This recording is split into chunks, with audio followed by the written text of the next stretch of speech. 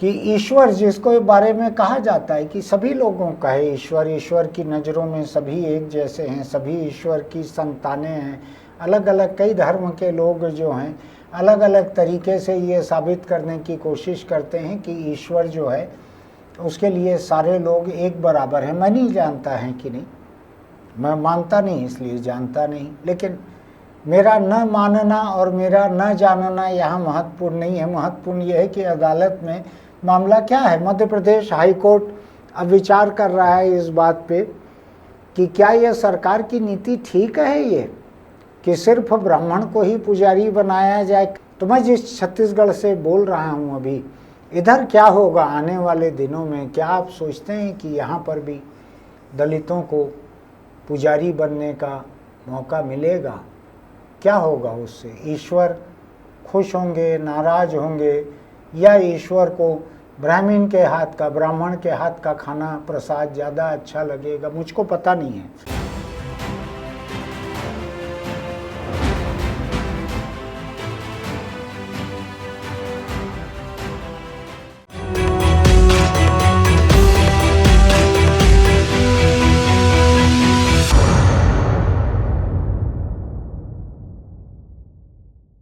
नमस्कार, मैं छत्तीसगढ़ अखबार के YouTube चैनल इंडिया आजकल के स्टूडियो से सुनील कुमार।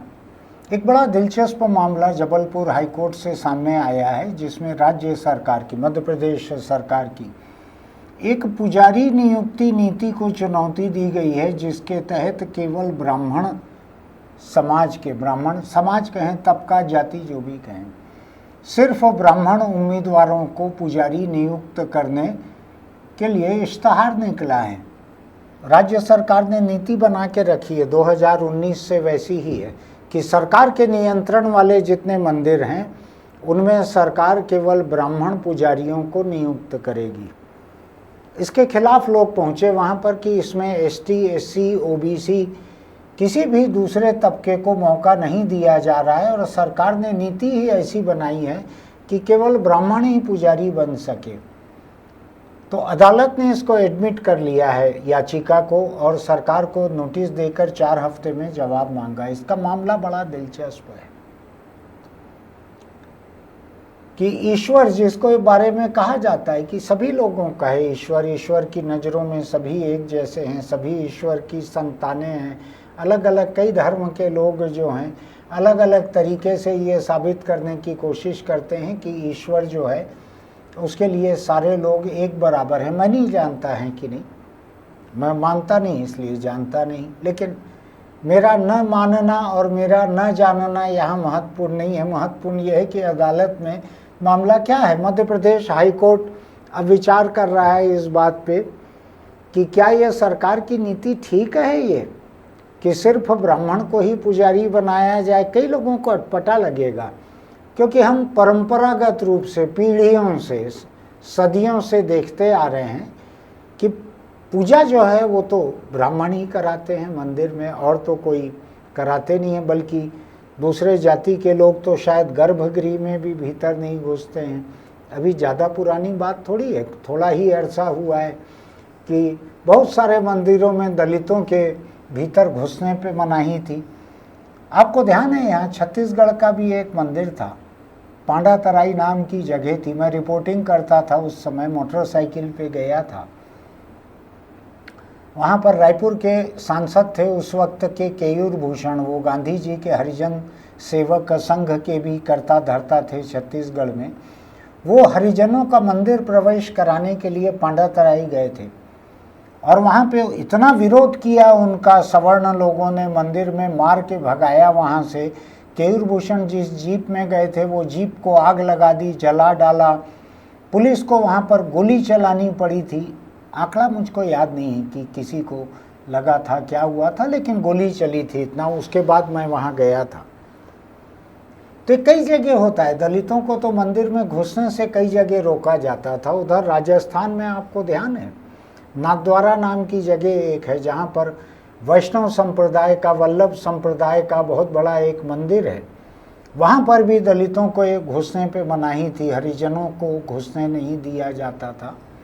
गांधी ने ये शब्द हरिजन दिया था कि ये ईश्वर के लोग हैं, गांधी को लग रहा था कि हरिजन शब्द से इनकी स्वीकार्यता बढ़ेगी हिंदू समाज के भीतर। हुआ उल्टा, हरिजन शब्द को एक हिकारत का शब्द मान कर लो, अरे हरिजन है ये, हरिजन है ऐसा, तो एक नई गाली शुरू हो गई थी उस वक्त। तो इस शब्द का इस्तेमाल सरकार ने फिर बंद किया, हरिजन शब्द का। मैं तो आपको इतिहास याद दिलाने के लिए ये शब्द याद दिला रहा हूँ कि कैसे ये शुरू हुआ और कैसे सरकार ने कानून बनाकर इसको बंद किया। दलित, दलित शब्द पे भी कई जगह लोग आपत्ति करते हैं। महाराष्ट्र में दलित अपने आप को दलित कहने में गौरव हासिल करते हैं। दलित पैंथर, दलित साहित्यकार, दलित आंदोलनकारी, दलित संगठन, वहाँ औपचारिक नाम रहते हैं। बाकी जगहों पे, कई जगहों पर दलित शब्द से परहेज करते हैं लोग, वो कहते हैं कि हमको अनुसूचित जाति कहा जाए। तो मध्य प्रदेश हाईकोर्ट अब विचार कर रहा है कि एसटी, एससी, ओबीसी इनके पुजारियों को क्यों न रखा जाए, क्यों न आरक्षण दिया जाए, जैसा कि हर सरकारी नौकरी में होता है। चूंकि ये पुजारी के पद सरकारी नियंत्रण वाले मंदिरों के हैं, तो इसमें क्यों न दिया जाए आरक्षण। कोई ऐसा कानून तो है नहीं। पुजारी नियुक्ति नीति जो है वो आरक्षण के एक बुनियादी कानून के ऊपर नहीं है, नीचे है वो। इसलिए हाईकोर्ट इस पे विचार कर रहा है। लेकिन मैं आपको थोड़ी सी और दिलचस्प बात बताता हूँ। ये बात 1970-71 से तमिलनाडु में चल रही है। तमिलनाडु में दलित राजनीति जो है बहुत मजबूत है वहाँ पर। वहाँ समाज सुधारक बड़े बड़े हुए वहाँ,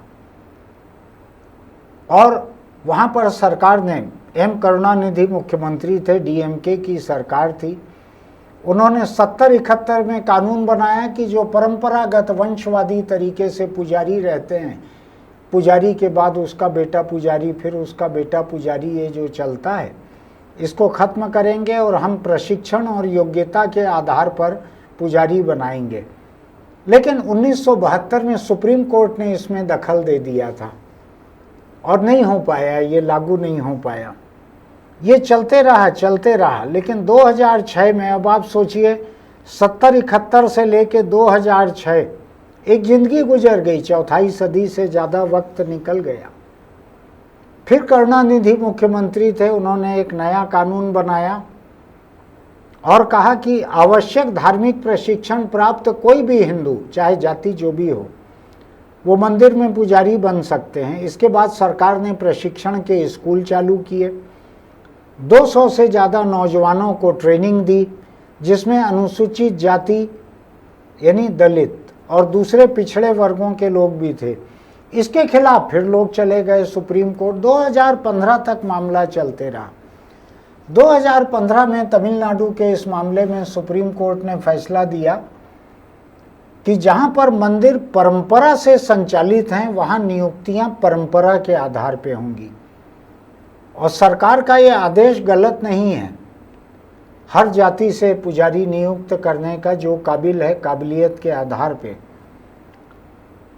सिर्फ जाति के आधार पे किसी को बाहर नहीं किया जा सकता। लेकिन सरकार की ये नीति उन्हीं मंदिरों पर लागू होगी जो सरकार नियंत्रण में है और जहां परंपरागत रूप से जाति व्यवस्था पुजारियों की नहीं है।